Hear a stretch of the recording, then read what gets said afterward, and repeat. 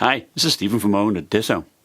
Well, I have been a long time user of the MSI GE66 and in fact it is my daily driver. So yeah, it is a laptop I do like a lot. Hidevolution sent me their 2021 model with an RTX 3070, an i7-10878 CPU, 32GB of RAM, a TB SSD and a 1080p 300Hz 3ms display. Now this unit cost $2,300 and they repasted it with G-Lid GC Extreme. And it's a 125W 3070. For $2,800 you can also get the RTX 3080 model, and I have already done an extensive video showing the difference between my 2070 Super model and this 3070 using a dedicated GPU mode. And on average we only got about 15% improvement at 1080p, so it's not a huge improvement.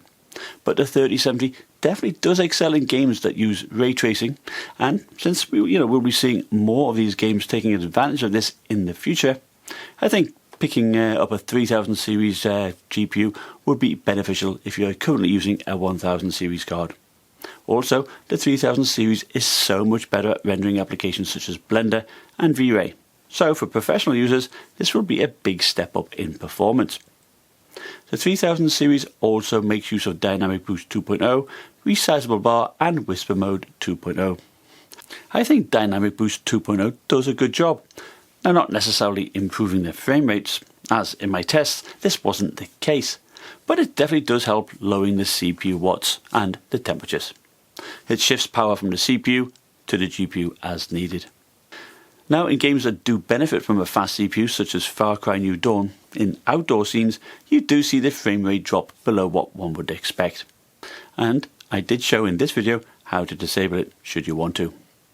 I also showed that Resizable Bar at this time doesn't increase frame rates, but hopefully with new drivers and better game support this will change. Now, I won't be going into the ins and outs of this laptop as I've already reviewed it in depth previously. At the end of the day, it's the same chassis as last year, but I will talk about its key benefits. Now, first and foremost is its ability to switch between hybrid mode and dedicated GPU mode. Now, hybrid mode uses NVIDIA Optimus, and it's been well documented that you will take a performance frame rate hit compared to when you're actually just using the dedicated GPU only. Now, I tested 5 games with both Optimus enabled and in dedicated GPU mode, so you can see what the difference is like. In Far Cry New Dawn we see anywhere from a 6% to 15% gain depending on quality setting used. 15% is the usual performance difference between a tier of graphics cards such as my 2070 Super and this 3070. So Optimus can totally nullify the performance gains one would expect. Now, for those seeking to maximise the use of the 300Hz panel, then one may want to look at lowering quality settings. And especially in esport games like Overwatch, I use the replay feature here to record the frame rate to maintain consistency. We see a whopping 30% difference at Ultra or below, and in fact with Optimus the bottleneck is so extreme that there is only a 14 FPS difference between Epic and Medium. Red Dead Redemption 2 sees a 10 to 15% difference, increasing again as we get lower quality settings. Now, this could be the difference between, say, an 80 to 100W 3070 using G-Sync or with a mux switch, or a 125W 3070 laptop using Optimus. In Assassin's Creed Valhalla, the difference is not as much, but there still is a noticeable gain as we lower settings, which one may do as your laptop gets older and games get more demanding. Now, in Shadow of the Tomb Raider, this bucked the trend with Optimus having a slight advantage. Nothing major though.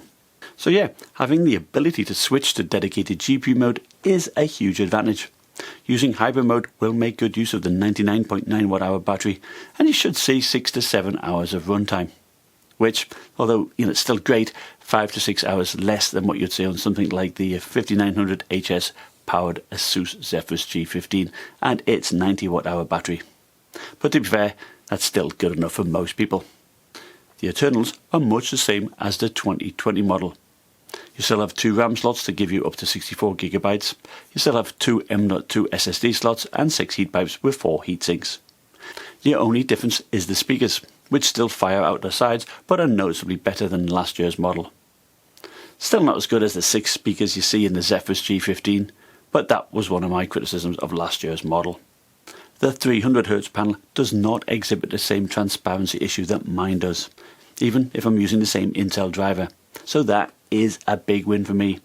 Now it has the same colour gamut of 93% of sRGB, the same brightness of 265 nits and a contrast of 980:1. Now I use mine for video editing all of my videos and I find the colours are okay, but I do wish it was a little bit brighter. Now backlight bleed isn't too bad, you just have a little bit at the bottom left corner, and ghosting performance is good, which one would expect on a high refresh panel with a 3 millisecond response time. Now another standout feature in my opinion is the RGB. The SteelSeries keyboard has one of the best RGB keyboards about. Now perhaps only Razer holding a torch to it. But it's the RGB light bar at the front that really sets it apart, and using their software, the lighting effect is very customizable. Its build quality is fine. It has an aluminum lid, which is not too gamery looking, and an aluminum keyboard deck, whilst the underside is made out of plastic. Now both the keyboard deck and the screen have very little flex, so it does feel very solid.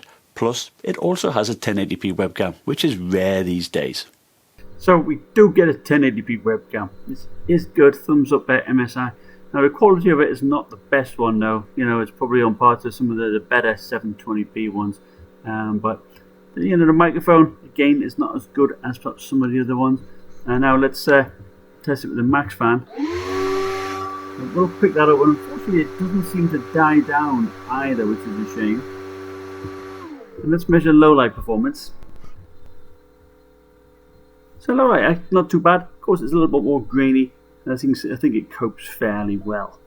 I also like the ports, which include 2 USB-A's, 2 USB-C's, a mini display port, an HDMI port, and what's especially useful for me is a fast SD card reader. And at 23mm thick, it's not the thinnest gaming laptop you'll see, but it's only 3mm thicker than the new Zephyrus G15.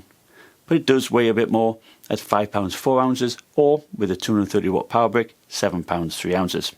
So what are its weakest points? Well, I would have to say it has to be the CPU. I would have liked to have seen at least the i9 in it, which I have in my unit. And that extra 300 MHz clock rate does help in some titles. Now I do find that for software that I use, my video editing software, Intel QuickSync is a big benefit.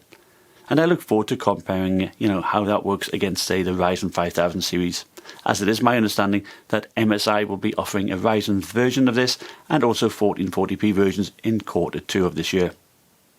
Now last year, the GE66 was in my top 2 15-inch gaming laptops, and I am sure it will be up there again this year.